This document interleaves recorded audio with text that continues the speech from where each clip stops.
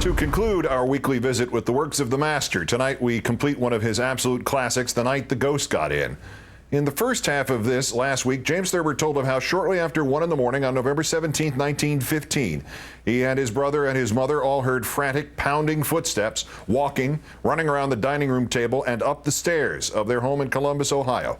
Thurber's brother has awakened to the scene with built-in apprehension. He always half suspected that something would get him in the night.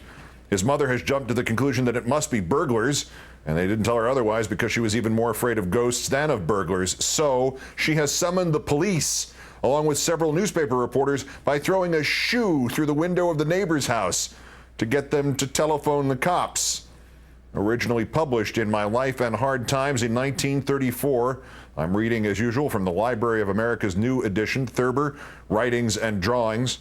The ghost is gone, the cops are not, and young Thurber, dressed only in a towel, is explaining to them that the zither that they have just found is where their pet hamster used to sleep.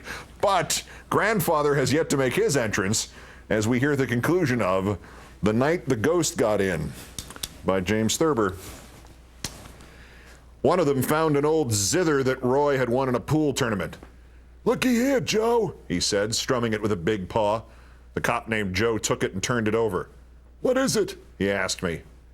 "It's an old zither our guinea pig used to sleep on," I said. It was true that a pet guinea pig we once had would never sleep anywhere except on the zither, but I should never have said so. Joe and the other cop looked at me a long time. They put the zither back on a shelf. "No sign of nothing," said the cop who had first spoken to Mother. "This guy," he explained to the others, jerking a thumb at me, "was naked. The lady seems historical." They all nodded but said nothing. They just looked at me. In the small silence, we all heard a creaking in the attic. Grandfather was turning over in bed. "What's that?" snapped Joe. 5 or 6 cops sprang for the attic door before I could intervene or explain. I realized that it would be bad if they burst in on Grandfather unannounced or even announced. He was going through a phase in which he believed that General Meade's men, under steady hammering by Stonewall Jackson, were beginning to retreat and even desert. When I got to the attic, things were pretty confused.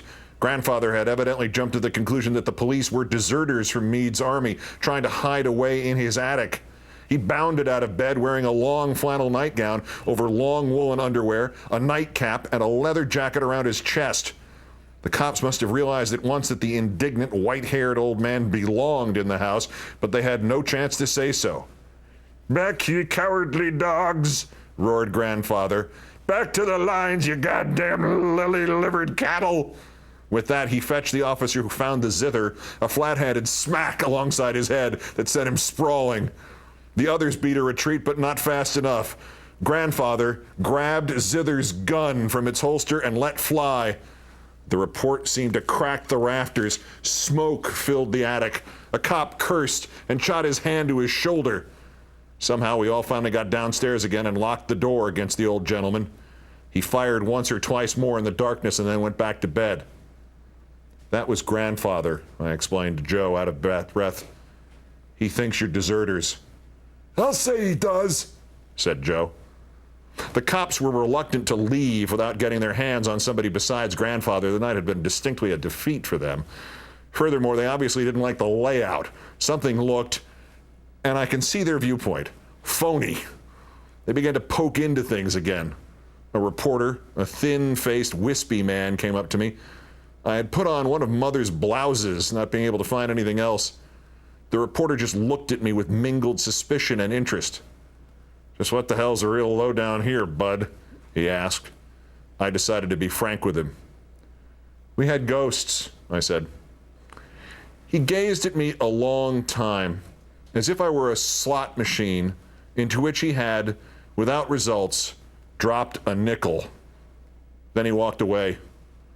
The cops followed him, the one Grandfather shot holding his now bandaged arm, cursing and blaspheming. "I'm going to get my gun back from that old Boyd," said the zither cop. "Yeah," said Joe. "You and who else?" I told them I would bring it to the station house the next day. "What was the matter with that one policeman?" Mother asked after they had gone. "Grandfather shot him," I said. "What for?" she demanded. I told her he was a deserter. Of all things, said Mother. He was such a nice-looking young man. Grandfather was fresh as a daisy and full of jokes at breakfast next morning. We thought at first he had forgotten all about what had happened, but he hadn't. Over his third cup of coffee, he glared at Herman and me. What was the idea of all them cops terry-hooting around the house last night? He demanded. He had us there the night the bed fell. The night the ghost got in. That's Countdown, portions written by James Thurber, who would have advised me never to take my glasses off. That's another one of his short stories I'll read you one night. It's the 2,668th day since President Bush declared mission accomplished in Iraq, the 2,257th day since he declared victory in Afghanistan, and the 123rd day of the Deepwater Horizon disaster in the Gulf. The Rachel Maddow Show from Baghdad is next. I'm Keith Olbermann. Good night and good luck.